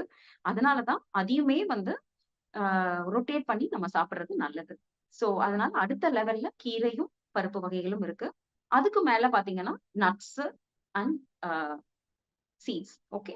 சோ அதிகமா சாப்பிடக்கூடியது, அதுக்கு அடுத்தது கம்மி. இந்த மாதிரி மேல போக, போக, போக அளவு வந்து குறைக்கிறது நல்லது. சோ இந்த ஃபுட் பிரமிட நம்ம ஞாபகம் வச்சுக்கணும். தாவர உணவா இருந்தாலுமே அளவோட எத ஜாஸ்தி சாப்பிடணும் அப்படின்றதும் நமக்கு தெரியணும். பிளஸ் அது வந்து முழுமையானதாக தோலோட இருக்கிறதா, ப்ராசஸ் பண்ணாத, ரீஃபைன் ஃபுட் இல்லாத தாவர உணவு சாப்பிடுறது நல்லது. சோ எதெல்லாம் அவாய்ட் பண்ணணும் அப்படின்னா, எந்த ஃபுட்ல வந்து எதெல்லாம் ப்ராசஸ் பண்ணதோ, இப்போ பிரெட் அப்படின்னு எடுத்துக்கிட்டீங்கன்னா, that's a baked food. Same time processed food. So அந்த மாதிரியான ப்ராசஸ்ட் ஃபுட்ட அவாய்ட் பண்றது நல்லது. பட் அவாய்ட் அப்படின்னா நான் என்ன சொல்ல விரும்புறேன் அப்படின்னா, என்னைக்கோ ஒரு நாள் நம்ம சாப்பிடுறோம் அப்படின்னா, வெளியில போறோம், சேர்ந்து சாப்பிடுறோம் ஃப்ரெண்ட்ஸோட அப்படின்னா இட்ஸ் ஓகே. பட் நம்ம சாப்பிடுறத ஆனா நம்ம உணர்ந்து சாப்பிடணும். நம்ம அது தேவையில்லாதத சாப்பிட்டுட்டு இருக்கோம் அப்படின்னு அந்த உணர்வு நமக்கு ஏற்பட்டாலே போதும். நம்மளே ஆட்டோமேட்டிக்கா குறைக்க ஆரம்பிச்சுருவோம். சோ அதனால நம்ம மைண்ட்ல இத நம்ம வச்சுக்கணும். ப்ராசஸ்டும், பேக்டு ஃபுட்டும் எதெல்லாம் பேக் பண்ணிப்பட்டு இந்த டெட்ரா பேக்லயோ இல்ல பேக்கேஜஸ்ல வருதோ, நீங்க யோசிச்சிருந்தா தெரியும். ஆ காய்கறின்னு போனீங்கன்னா, அதைய பேக் பண்ணியிருக்க மாட்டாங்க. பழங்கள்னு போனீங்கன்னா, பேக் பண்ணி வராது. சப்போஸ் வெளியில பேக் பண்ணி இப்போ தர்றாங்க அப்டின்னா, அது வந்து ஈஸியா கேரி பண்ணிட்டு வரணுன்றதுக்காக. இப்ப அதுவே பிரெட்டுன்னு பார்த்தீங்கன்னா, அது பேக்டு ஃபுட்டா தான் இருக்கும். அதுவே ஒரு ஜூஸ்ன்னு போனீங்கன்னா, அது பேக்டு ஃபுட்டா இருக்கும். அந்த மாதிரி எதெல்லாம் பேக்டு ஃபுட்டா இருக்கோ, அதெல்லாம் வேண்டாம். ஏன்னா, அதுல நெறைய தேவையில்லாத கெமிக்கல்ஸ் எல்லாம் இருக்கு. அண்ட் அன்ஹெல்தி ஃபேட்ஸ் எடுக்கிறதும் நல்லதில்ல. ஹெல்த்தியான ஃபேட்ஸ் எதுல கிடைக்கும்னு நான் சொன்னேன்னா, நட்ஸ் அண்ட் சீட்ஸ்ல கிடைக்கும். அத நம்ம எடுத்துக்கிட்டாலே போதும். இந்த டிரான்ஸ் ஃபேட் அண்ட் சேச்சுரேட்டட் ஃபேட்ன்னு சொல்றது எல்லாமே பார்த்தீங்கன்னா, அந்த அனிமல் ப்ராடக்ட்ஸ்ல இருந்து கிடைக்கக்கூடிய ஃபேட்ஸா இருக்கும். ஆ பிளஸ் இந்த சமயத்துல நான் ஒரு விஷயத்த சொல்லணும்னு ஆசைப்படுறேன். நமக்கு அனிமல் ப்ராடக்ட்ஸ்ல இருந்து மட்டும் தான் கொலஸ்ட்ரால் கிடைக்கும். கொலஸ்ட்ரால் அப்படின்ற அந்த கொழுப்பு, அதுவும் ஒரு வகையான கொழுப்பு தான். இந்த அன்ஹெல்தி ஃபேட் அப்படின்னா, இந்த கொலஸ்ட்ரால், ட்ரைகிளிசரைட்ஸ் இதெல்லாம். இந்த கொலஸ்ட்ரால் பார்த்தீங்கன்னா, அனிமல் ப்ராடக்ட்ஸ்ல மட்டும் தான் கொலஸ்ட்ரால் இருக்கு. நம்ம இந்த அட்வர்டைஸ்மென்ட்ஸ்ல பார்ப்போம் இல்லைங்களா? எங்களோட எண்ணெயில வந்து கொழுப்பே ஐ மீன் கொலஸ்ட்ரால் இல்லாத 0% கொலஸ்ட்ரால் இல்ல ஐ மீன் 0% கொலஸ்ட்ரால் எங்க எண்ணெயில அப்படின்னு சொல்லி அட்வர்டைஸ்மென்ட்லாம் தருவாங்க. அது நம்மள எவ்வளோக்கு எவ்வளோ ஏமாத்துறாங்க அப்படின்றத நம்ம புரிஞ்சுக்கணும். எஸ். ஏன்னா எந்த விதமான தாவர உணவுல கொலஸ்ட்ராலே கிடையாது.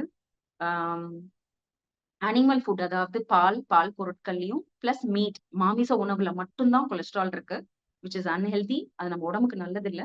சோ அதனால அது எதுலலாம் இருக்கோ அந்த அந்த உணவெல்லாம் தவிர்க்கிறது நல்லது. ஆ எதுல இருக்குன்னு பார்த்தீங்கன்னா, இப்போ பிஸ்கட்ஸ், கேக் இதுலலாம் சாப்பிடுறோம் அப்டின்னா, அதுல வந்து நெய் சேர்த்திருப்பாங்க. ஸ்வீட்ஸ், பால் பொருட்கள், பால்ல இருந்து தயாரிக்கப்படக்கூடிய ஸ்வீட்ஸ் இது எல்லாமே பால் இருக்கும். சோ அதனால இதெல்லாமே வந்து அன்ஹெல்தி ஃபேட்ஸ் தான். அண்ட் எது ஆயில் கூட பார்த்தீங்கன்னா, தாவரத்துல இருந்து தான் ஆயில் கிடைக்குது. நம்ம சூரியகாந்தி எண்ணெயோ சாரி. சூரியகாந்தி எண்ணெய் அதெல்லாமே தாவரத்துல இருந்து தான் கிடைக்குது. அப்போ தாவர உணவுன்னு சொல்றீங்க, எடுத்துக்கலாமா? அப்போ சூரியகாந்தி எண்ணெய் அப்படின்னு பார்த்தீங்கன்னா, அ அது அது ஏன் வந்து அளவோட பயன்படுத்தணும்? இல்ல அறவே நீக்கிடுறதும் நல்லது தான். ஏன்னா, நமக்கு தேவையான ஃபேட் வந்து நட்ஸ் அண்ட் சீட்ஸ் கிடைக்கிறதே போதும். இதுவுமே தேவையில்லாதது தான். ஸோ எவ்வளோக்கு எவ்வளோ நம்ம எண்ணெயுமே கம்மி பண்றோமோ, அதுவே நல்லது. ஏன் ஏன் அப்போ தாவரம் தானே ஏன் அத வேண்டான்னு சொல்றீங்க அப்படின்னு கேட்டா, ஏன்னா அதுல 0% ஃபைபர்.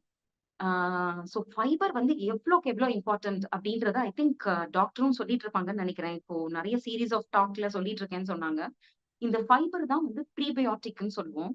நம்மளுடைய கட் சிஸ்டம் இருக்கு இல்லைங்களா? நம்ம உணவு கொ குழாய்ல கட் அப்படின்ற அந்த பகுதியில நமக்கு இந்த மைக்ரோ ஃப்ளோரா அப்படின்ற அந்த நல்லது செய்யக்கூடிய பாக்டீரியாஸ் வந்து வளரணும். அதுக்கு என்ன வந்து சாப்பாடு அப்படின்னு பார்த்தீங்கன்னா, ஆ இந்த ப்ரீபயோட்டிக்ஸ். இந்த ப்ரீபயோட்டிக்ஸ்னா எது எது அப்படின்னு பார்த்தீங்கன்னா, ஃபைபர் ரிச் ஃபுட்ஸ்.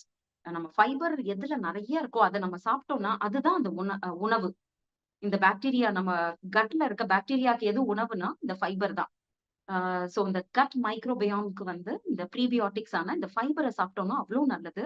சோ நல்லா அது வளர்ந்து நம்ம கட்டோட ஹெல்த்த வந்து ரொம்ப ரொம்ப பாதுகாக்கும். நம்ம உடல மட்டும் பாதுகாக்காது. இப்போ ரீசென்ட் ரிசர்ச்லாம் நெறைய சொல்லியிருக்காங்க. அண்ட் நாங்களும் ரிசர்ச் பண்ணிட்டு இருக்கோம் எங்க காலேஜ்ல. எப்படி வந்து இந்த கட் பாக்டீரியாக்கும் அண்ட் பிரெயினுக்கும் எப்படி என்ன ரிலேஷன் இருக்கு? அண்ட் பிரெயின் மூலியமா எப்படி வந்து ஏன்னா பிரெயின் தானே நம்மளோட பிஹேவியர்ஸ கண்ட்ரோல் பண்ணுது. நம்மளுடைய நடத்தைய வந்து நம்மளுடைய பிரெயின் தான் கண்ட்ரோல் பண்ணுது இல்லைங்களா? நம்மளுடைய எண்ணம், செயல், நம்மளுடைய நடத்தை இதெல்லாம் பிரெயின் தான் கண்ட்ரோல் பண்ணுது. சோ இந்த கட்டுக்கும், இந்த பிரெயினுக்கும் உள்ள ரிலேஷன்ஷிப் அண்ட் நம்ம சாப்பிடுற சாப்பாடு கட்டுக்கு வந்து நல்ல ஹெல்த்தியா வச்சிருந்தது நம்ம ஹெல்த்த அப்படின்னா, கட் ஹெல்த்த then it is related it has a relation with brain இல்லைங்களா? சோ அதனால இந்த பிரெயினோட ஹெல்த் அதாவது காக்னிட்டிவ் ஹெல்த்தையும் இது வந்து பாதுகாக்கப்படுது. சோ நம்ம ஃபைபர் ரிச் உணவ சாப்பிடுறதுனால, இந்த காக்னிட்டிவ் ப்ராப்ளம்ஸ் ஆன இந்த காக்னிட்டிவ் ரிலேட்டட் ப்ராப்ளம்ஸ் ஆன டாக்டர் கூட இப்போ அவங்களோட உரையில சொல்லிட்டு இருந்தாங்க. டிமென்ஷியா பத்தி சொல்லிட்டு இருந்தாங்க. நமக்கு அந்த ஞாபகம் மறதி வருது இல்லைங்களா வயசாற காலத்துல. அண்ட் அல்சைமர்ஸ் வந்து இப்போ அதோடைய பெர்சன்டேஜ் பாத்தீங்கன்னா ரிசர்ச் சொல்லுது ரொம்ப அதிகமா ஆஹ் ஏறிட்டே இருக்கு. அதோடைய ரேட் ஏறிட்டே இருக்கு. நிறைய பேருக்கு அல்சைமர்ஸ், அதாவது மறதி நோயின்னு சொல்றோம் இல்லையா, அந்த மறதி நோய் ஜாஸ்தி ஆகுது அப்படின்னு சொல்றாங்க. சோ அதனால நம்மளுடைய காக்னிட்டிவ் ஹெல்த்தையும் நம்மளுடைய மன நலத்தையும் நம்ம பாதுகாக்கிறது ரொம்ப ரொம்ப முக்கியமாயிடுச்சு இப்போ. உடல் நலமும் மன நலமும் இப்போ எப்படி நல்லா இருக்கும் அப்படின்னா, நம்மளுடைய கட் ஹெல்த்தை நல்லபடியா வச்சிருந்தோம்னா நம்மளுடைய மன நலமும் நல்லபடியா இருக்கும். சோ கட் ஹெல்த் எப்படி நல்லபடியா வச்சுக்கலாம் அப்படின்னு பாத்தீங்கன்னா, இந்த ஃபைபர் ரிச் அண்ட் தாவர உணவை நிறைய சாப்பிடுறது மூலியமா நமக்கு நிறைய ஃபைபர்ஸ் கிடைக்கும். சோ கட் ஹெல்த்தும் நமக்கு நல்ல விதமா நம்ம அதை பாதுகாக்கலாம். அண்ட் நெக்ஸ்ட் எதை அவாய்ட் பண்ணணும்னு பாத்தீங்கன்னா, added sugars and added artificial ஸ்வீட்னா, சோ இந்த நிறமூட்டிகள், சுவையூட்டிகள் எதுல நிறைய இருக்கும், எந்த உணவுல நிறைய இருக்கும், அதை கொஞ்சம் தவிர்க்கிறது நல்லது. அண்ட் ரீஃபைன்டு கார்போஹைட்ரேட்ஸ், நான் சொன்ன மாதிரி எதுல வந்து ஃபைபர் இல்லையோ அந்த பொருட்களை தவிர்க்கிறது நல்லது. அண்ட் எக்ஸஸ் சால்ட், சோ அதிகப்படியான உப்புமே நமக்கு தேவையில்லாதது. சோ தாவர உணவு சாப்பிடுறதுனால பல நன்மைகள் இருக்கு. நான் ஒரு சிலதை தான் நான் இங்க குறிப்பிட்டிருக்கேன். ஃபர்ஸ்ட் வந்து prevent and manage chronic disease. Chronic டிசீஸ்னா என்னன்னு பாத்தீங்கன்னா, லைஃப் ஸ்டைல் டிசீஸ். சோ இந்த நம்ம உணவை வந்து நம்ம இந்த உணவு முறையை மாற்றுறது மூலியமா இந்த பெரும்பான்மையான இந்த கிரானிக் டிசீஸை தவிர்க்கலாம். கிரானிக் டிசீஸ்னா என்ன அப்படின்னா, BP, sugar, heart disease and cancer, இது எல்லாத்தையுமே நம்ம வந்து மேனேஜ் பண்ண முடியும். அண்ட் ஒரு சிலதை ப்ரிவென்ட்டும் பண்ண முடியும். நம்ம ப்ராப்பரா டயட்டை ஃபாலோ பண்ணோம்னா ப்ரிவென்ட் கூட பண்ணலாம். And I have reversed my diabetes partially.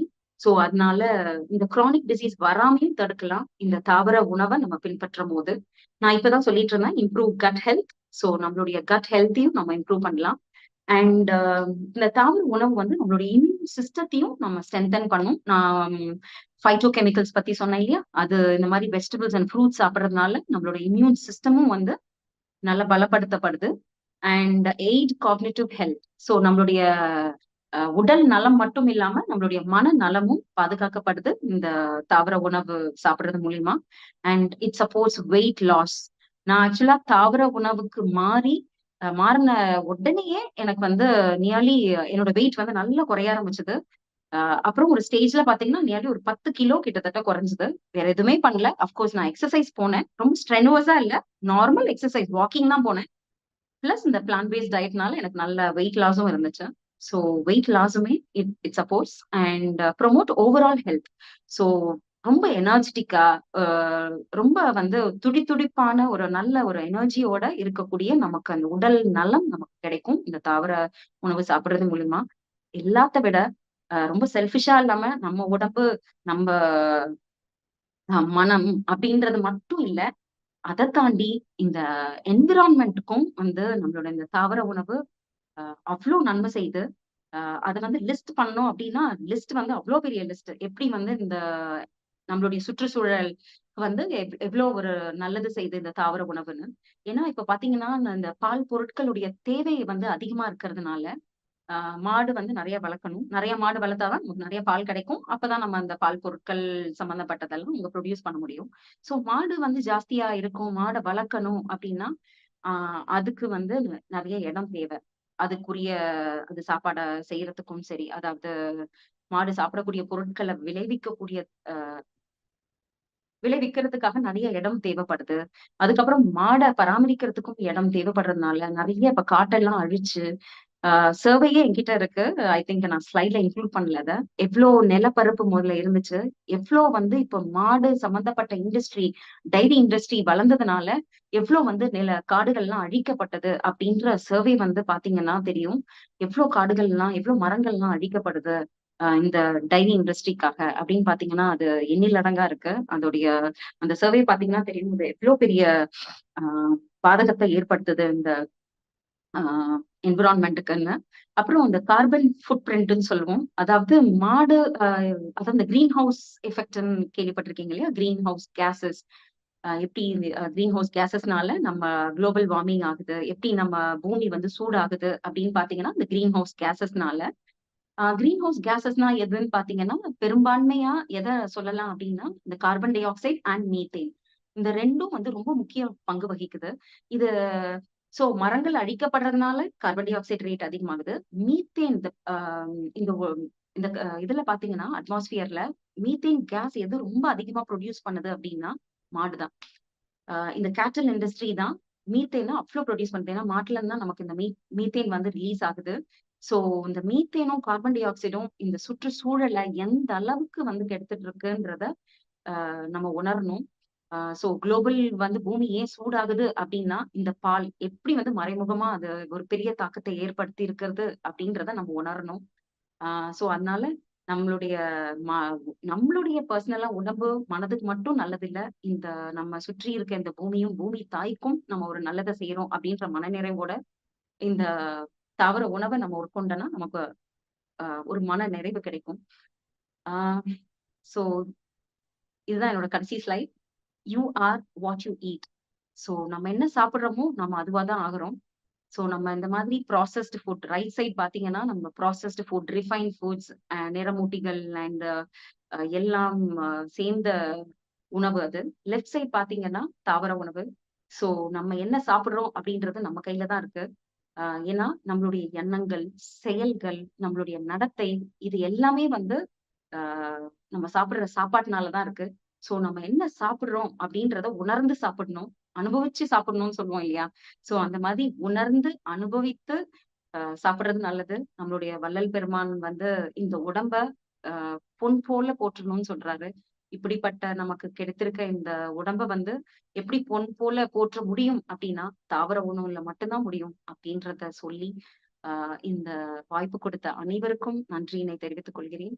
மிக்க நன்றி. வணக்கம்.